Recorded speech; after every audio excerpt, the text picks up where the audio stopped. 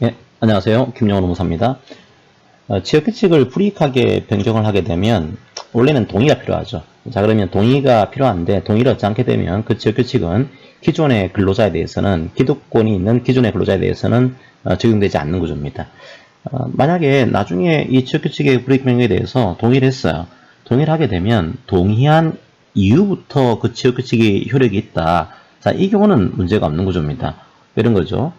취업규칙을 이제 개정을 했어요. 불리하게. 근데 그때는 동의를 얻지 않았습니다. 얻지 않았는데 나중에 시간이 흘러가지고 요 시점에 동의를 했어요. 자, 그러면 만약에 요 시점 이후에 취업규칙이 효력이 있다. 이 경우는 아무 문제가 없습니다.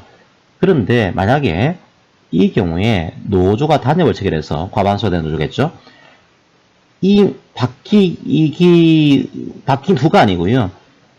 바뀌기 전 이제 동의를 얻지 않아가지고 불이익하게 변경된 요 시점 이후부터 소급적으로 우리가 이거 동의해 줄게요.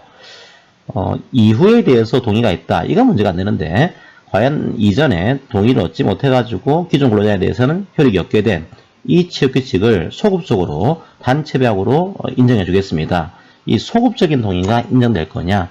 자, 요게 이제 문제가 된 아주 어렵고 중요한 사건 중에 하나입니다. 자, 이번 시간에 그 내용들을 소개해 드리도록 하겠습니다.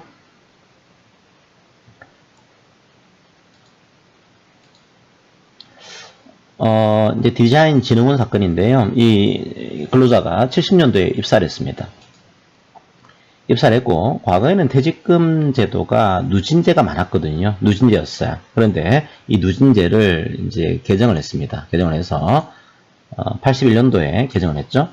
누진제에 대한 지급률을 낮춘 겁니다. 그러니까 누진율을 약간 낮춘 거죠. 조금 더 퇴직금을 떨어뜨리겠다. 이런 식으로 보수 규정을 개정을 했어요. 그럼 불리한 거죠. 불리하게 되면 이거 동의를 얻어야 되는데 과반수 노동조합이 동의를 하지 않은 겁니다. 그러면 동의하지 않았으면 기존 근로자에 대해서는, 즉 이 근로자에 대해서는 이 적용이 안 되겠죠. 그죠? 무효가 되는 구조거든요. 그런데 나중에 91년도에 단체배학을 체결하면서 퇴직금 지급률은 현행 보수규정에 따르겠다. 이런 단위를 체결한 겁니다.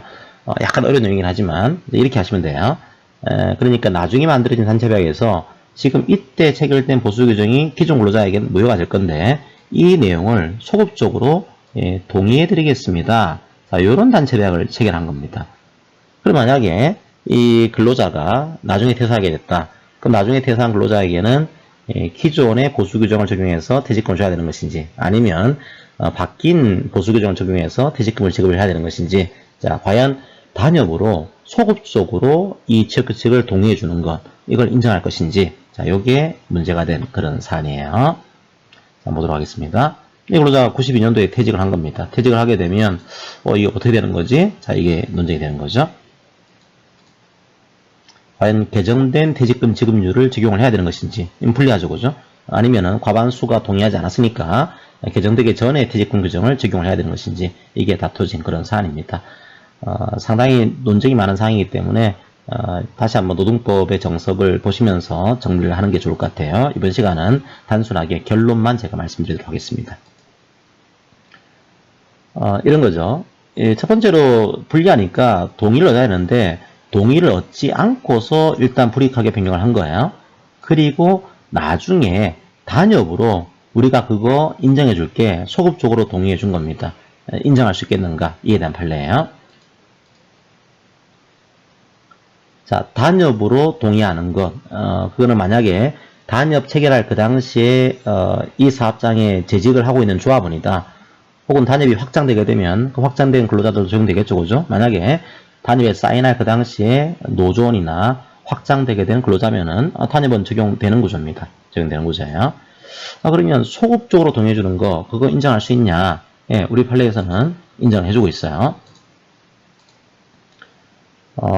이제 기득이익을 침해하게 되는 기존의 근로자에 대해서도 만약에 요거를 소급적 동의를 인정하게 되면은 아니 나는 과거에 그 사교를 바꿀 때 동의하지 않았는데 이거 인정되는 겁니까? 라고 했더니 그렇습니다. 만약에 나중에 단협으로 소급적으로 동의하게 되면 그 내용이 인정되는 겁니다. 라고 해서 자, 기존의 근로자에 대해서도 바뀐 퇴직금 지급률을 적용하겠습니다. 이게 우리 판례의 시각입니다. 주로 퇴직금만 이 문제가 나와요. 왜 그런가 하면 퇴직금은 권리가 언제 생기는 거죠? 퇴직할 때. 그래서 퇴직금에 관한 규정을 이 시점에 누진제에서 단수제로 혹은 누진율을 낮췄다고 하더라도 퇴직금에 대한 기득이익을 아직 침해하지 않은 겁니다. 그래서 잔여부로 이거 우리가 인정해 줄게요 라고 하더라도 요거는 기득이익을 이제 사실은 침해하지 않는 거예요.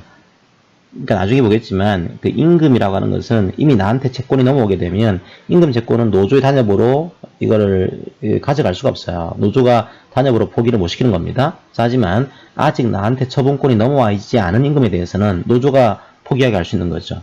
퇴직금 채권은요. 아직 나한테 넘어온 채권이 아닌 겁니다. 퇴직금은 퇴직할 때 권리가 발생하는 거죠. 그래서 요 시기에 단협을 체결해서 옛날에 바뀐 단체 보수 규정을 우리가 소급적으로 동의해 줄게요 라고 하더라도 그 소급적 동의에 대해서 효력을 인정한다. 그런 판례 내용입니다. 상당히 이제 설명하기에는 어려운 판례 내용이라서 제가 결론만 말씀드렸고요. 다시 한번 교재를 통해서 이 내용은 정리를 해보시길 바랍니다. 그 정도로만 판례 강의를 하도록 하겠습니다. 오늘은 이것으로 마무리하겠습니다. 감사합니다.